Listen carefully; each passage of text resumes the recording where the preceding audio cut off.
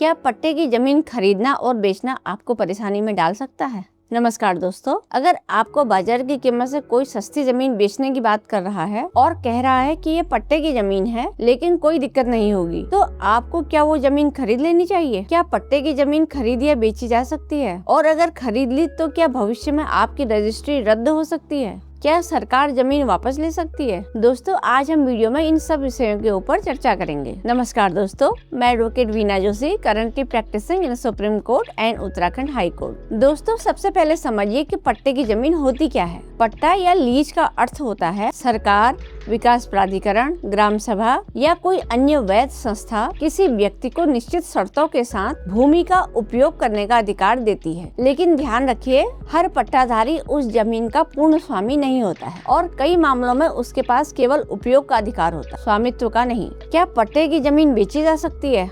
दोस्तों, इसका उत्तर है यह पट्टे की शर्तों पर निर्भर करता है। दोस्तों, यदि पट्टे में लिखा गया है कि बिना सक्षम अधिकारी अनुमति के बिना भूमि विक्रय नहीं की जा सकेगी, तो ऐसी जमीन की बिक्री गंभीर कानूनी विवाद पैदा कर सकती है। कई राज्यों में राजस्व कानून में भी ऐसे ही प्रतिबंध मौजूद हैं और इसीलिए केवल रजिस्ट्री हो जाने से यह साबित नहीं हो जाता कि बिक्री पूरी तरह वैध है। दोस्तों, आइए अब जानते हैं कि कानून क्या कहता है। ट्रांसफर ऑफ प्रॉपर्टी एक्ट 1882 इस अधिनियम में धारा 105 में लीज की परिभाषा बताई हुई है, जबकि धारा 108 में पट्टेदार और पट्टे देने वाले के अधिकार एवं कर्तव्यों का उल्लेख किया गया है। यदि पट्टे की शर्तों का उल्लंघन किया जाता है तो उसके गंभीर कानूनी परिणाम हो सकते हैं। आइए दोस्तों, अब जानते हैं कि रजिस्ट्री एक्ट 1908 के बारे में। यदि किसी संपत्ति का पंजीकरण हो गया है, तब भी यह आवश्यक नहीं है कि यह लेन देन पूरी तरह से वैध हो। यदि मूल अधिकार ही सीमित थे या पट्टे की शर्त का उल्लंघन हुआ है तो विवाद उत्पन्न हो सकता है। आइए दोस्तों, अब जानते हैं कि सर्वोच्च न्यायालय का क्या दृष्टिकोण है। सुप्रीम कोर्ट ने कई मामलों में यह सिद्धांत दोहराया है कि किसी व्यक्ति को उससे अधिक अधिकार प्राप्त नहीं हो सकते जितना अधिकार हस्तांतरण करने वाले व्यक्ति के पास थे।